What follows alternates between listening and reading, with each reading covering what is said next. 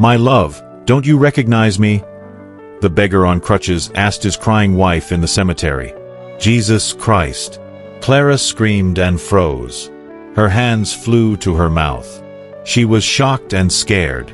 She thought he was a ghost. Please, Linus, her voice cracked. Don't kill me. I can't hurt you, I am not dead, Linus said. You died 8 years ago. Please don't hurt me, Clara pleaded, stepping backward. I was never dead. I survived it, but I was badly injured. I lost my memory and one leg. Clara stared at him, trembling. The beggar standing before her had the same voice, the same eyes. But how could this be real? And what Linus discovered when he came back destroyed him even more than the storm ever could. To understand how a billionaire ends up begging at his own grave, we need to go back 8 years. Back to the night Linus Edward died, or so the world believed. 8 years ago, Linus Edward was not just any man. He was the powerful founder of a multi-billion-dollar logistics empire. His company moved goods across continents. His name opened doors that stayed closed for others. He had everything: a beautiful wife, a young son named Paul, and respect that money cannot buy. Then one night, everything changed. Linus was on his private yacht, crossing dark waters under a violent storm. The waves rose like mountains. The wind screamed. And in one terrible moment, the yacht tilted sharply, throwing Linus overboard into the freezing, angry sea. He disappeared beneath the black water. Days later, search teams found something horrifying. A severed leg washed ashore. DNA tests were done immediately. The results came back clear, beyond any doubt. That leg belonged to Linus Edward. The case was closed. The world mourned. His family wept. His company lowered its flags. Linus Edward was officially declared dead. But here is the truth nobody knew. Linus had not died. He survived the wreck, barely. His body was broken. One leg was gone. His head had been hit so hard that his memory was completely erased. He woke up on a distant shore with no idea who he was. No name. No past. No family searching for him. 4 years, Linus lived as a disabled beggar. He relied on strangers for food. He slept on cold streets. He had no idea that he once ruled a business empire. Then, slowly, like pieces of a shattered mirror coming back together, fragments of his memory returned. Driven by instinct, Linus made his way back to the city he once called home. What he found there broke him worse than the storm ever could. His younger brother, Tony Edward, had taken over the company. Under the excuse of saving the business, Tony had stolen hundreds of millions through fake deals and hidden accounts. He now lived in Linus's mansion. He raised Linus's young son Paul as his own. And the final blow that shattered Linus's soul? Tony was engaged to Clara, Linus's wife. Their wedding was scheduled for 3 days later. If you were Linus, how would you feel right now? Comment below. Would you forgive them or make them pay? Now, standing at his own grave, Linus watched Clara lay flowers on the headstone that bore his name. She was crying. She looked older, sadder, but still the woman he once loved. He stepped forward on his crutches, his voice trembling. My love, don't you recognize me? And that is when Clara screamed. Clara could not stop shaking. Her mind refused to believe what her eyes were seeing.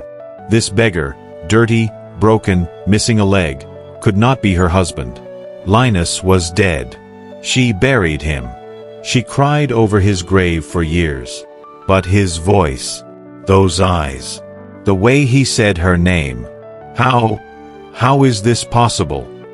Clara whispered, her voice barely audible. Linus leaned heavily on his crutches. His body was weak, but his gaze was strong. I don't know how I survived. I woke up on a beach with nothing. No memory. No identity. I lived on the streets for years, Clara. I had no idea who I was. Then how did you remember? She asked, tears streaming down her face. Pieces came back. Slowly. A face in my dreams. A name I kept hearing in my head. Your voice. And Paul, our son. His voice broke on those last words. Clara's heart twisted. She wanted to run to him. She wanted to hold him. But fear and confusion kept her frozen. "Does Tony know?" she asked suddenly. Linus's expression darkened. His jaw tightened. "Tony. My brother. The man who took everything from me." Clara's breath caught. "Linus, he saved the company. After you died, everything was falling apart. Tony stepped in. He kept it alive. He stole it," Linus interrupted, his voice cold. "He drained hundreds of millions. He lives in my house. He raises my son.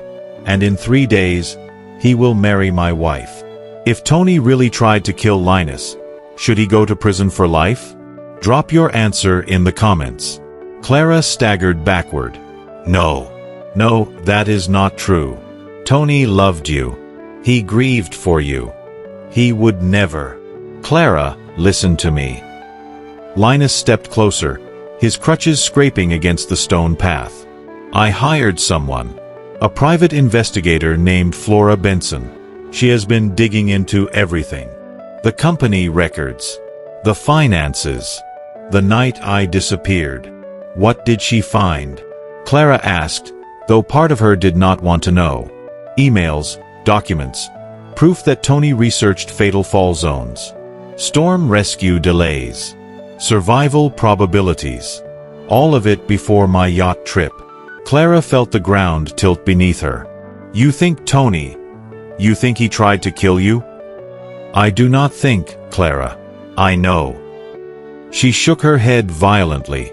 "No. Tony is not a murderer. He is your brother. He helped me raise Paul. He manipulated you," Linus said firmly. "He saw an opportunity and he took it. I was gone. The company was his. My son was his. And now, you will be his too." Clara felt sick. She stumbled to a bench and sat down, her hands covering her face. Everything she believed for 8 years was crumbling. "I need proof," she said finally. "Real proof. Not just your word." Linus nodded. "You will have it. Flora is gathering everything. DNA tests. Financial records. Witness statements. In 2 days, the truth will come out. And Tony will have nowhere to hide." Clara looked up at him, her eyes red and swollen. "What happens then? What happens to Paul? To me? To everything we built after you were gone?" Linus's expression softened. "I do not know yet. But I know this, I did not survive 8 years of hell just to lose my family again." For a long moment, they sat in silence.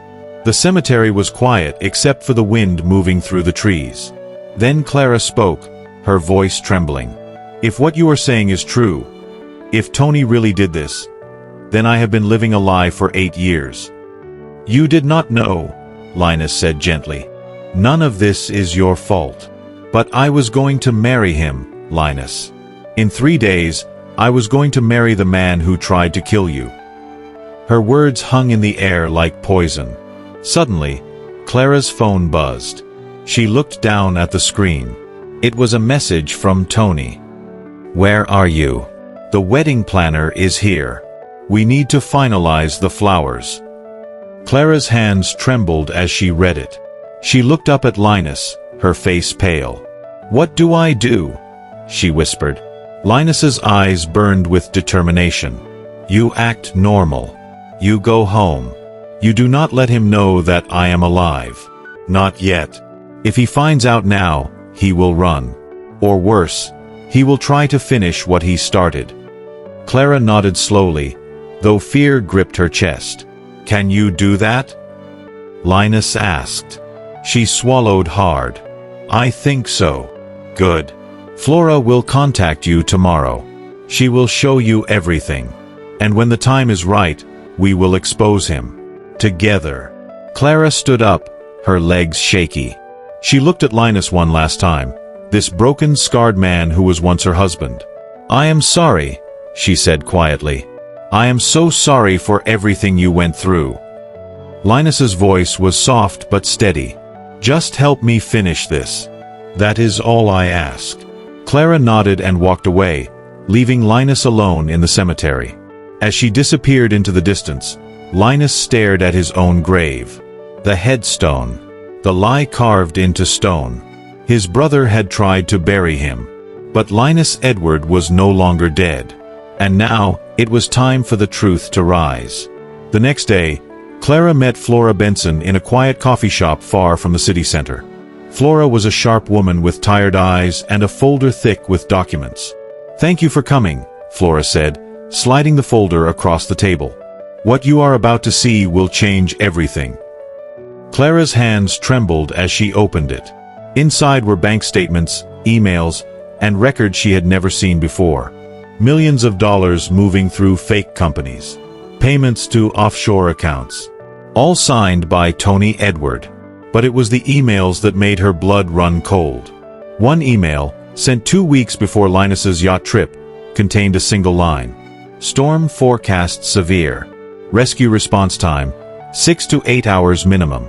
Survival rate in cold water, less than 20%. Clara's stomach turned. He researched it. He planned it. Flora nodded grimly. And there is more. I found a witness. A crew member who was supposed to be on that yacht. Tony paid him to call in sick that night. The man kept quiet for years out of fear. But now he is willing to testify. Clara closed the folder, her face pale. What do we do now? We go to the authorities. Today. And we stop that wedding. Clara nodded. She pulled out her phone and sent a message to Tony. I need to talk. Meet me at the house in 1 hour. Tony replied immediately. Is everything okay? You sound worried. Clara did not respond. She stood up, looked at Flora, and said, Let's finish this. 1 hour later, Clara stood in the living room of the mansion that once belonged to Linus. Tony walked in, smiling, completely unaware of what was coming. Hey, sweetheart. What is going on? You have been acting strange since yesterday. Before Clara could answer, the front door opened. Linus walked in, on crutches, scarred, but very much alive. Tony froze. His face went white. His mouth opened, but no sound came out. Hello, brother, Linus said calmly. Tony stumbled backward. No, this is impossible. You are dead. I saw the DNA results. You are dead. I survived, Linus said. And I know everything. Tony's eyes darted around the room like a trapped animal. I don't know what you are talking about. I mourned you. I saved your company. I took care of your family. You stole my company, Linus said, his voice like steel. You drained hundreds of millions. You researched how to kill me. And you tried to take my wife and my son. Would you trust your family with your wealth after hearing this story? Comment your thoughts below. Tony's face twisted. The mask of kindness fell away. You were always the golden child, Linus. Everything was handed to you. The company. The respect. The perfect life. What did I get? Nothing. I was always in your shadow. So you tried to kill me, Linus said quietly. Tony's breathing was fast and shallow. I did not think you would survive. The storm was supposed to take care of everything. It was perfect. Clean. No one would ever know. Clara gasped. She had hoped, even until this moment, that it was all a mistake. But hearing Tony confess shattered her. You are a monster, she whispered. Tony turned to her, his face desperate. Clara, please. I gave you everything. I loved you. I raised Paul like my own son. Does that mean nothing? You built it all on a lie, Clara said, tears streaming down her face. Every moment, every smile, every promise. It was all a lie. Before Tony could respond, the door opened again. Police officers walked in, led by Flora Benson. Tony Edward, one officer said. "You are under arrest for fraud, embezzlement, attempted murder, and conspiracy." Tony tried to run. He shoved past Clara and bolted for the back door. But officers were waiting. Within seconds, he was on the ground, handcuffed, screaming. "This is not over. You hear me, Linus? This is not over." Tony was dragged out of the house, still shouting, still fighting. Clara stood frozen, watching the man she almost married being taken away in chains. Linus limped over to her. "I am sorry you had to see that." Clara wiped her tears. "I should have known. I should have seen it. You loved him. You trusted him. That is not a weakness, Clara. That is who you are." She looked up at him, this man who had suffered so much. "What happens now? Now, we rebuild. Together." The trial was swift. Evidence was overwhelming.